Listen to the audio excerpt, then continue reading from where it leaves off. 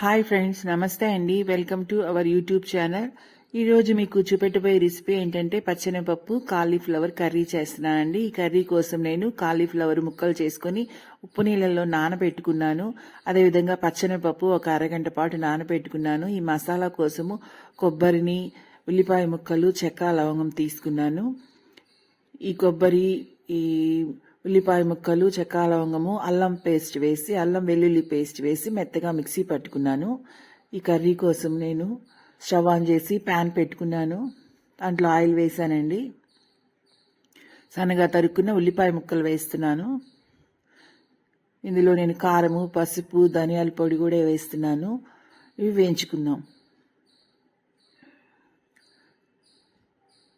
తర్వాత మిక్సీ పట్టుకున్న పేస్ట్ని కూడా వేసేస్తున్నాను. పచ్చివాసన పోయే వరకు దీన్ని వేయించుకోవాలి.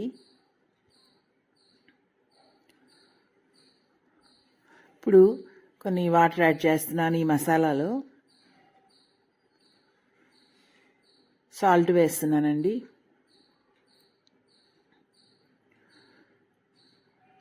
ఇప్పుడు పచ్చెనపప్పు వేస్తున్నాను. పచ్చెనపప్పు వేసానండి. మూత పెట్టి ఒక నిమిషం పాటు ఉడికించుకుందాం.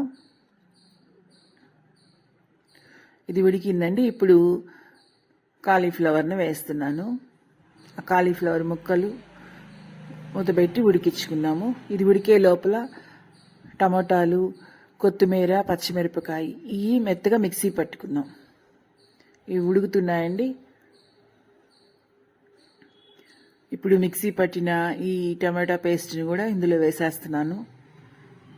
ఈ కర్రీ చాలా సింపుల్గా టేస్టీగా ఉంటుందండి. మూత పెట్టి ఒక నిమిషం పాటు ఉడికించుకుందాం.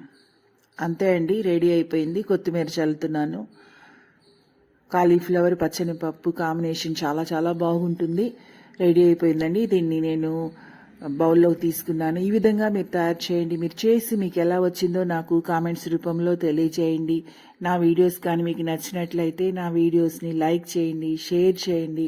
తప్పకుండా నా ఛానల్ను సబ్స్క్రైబ్ చేయండి. Bye friends.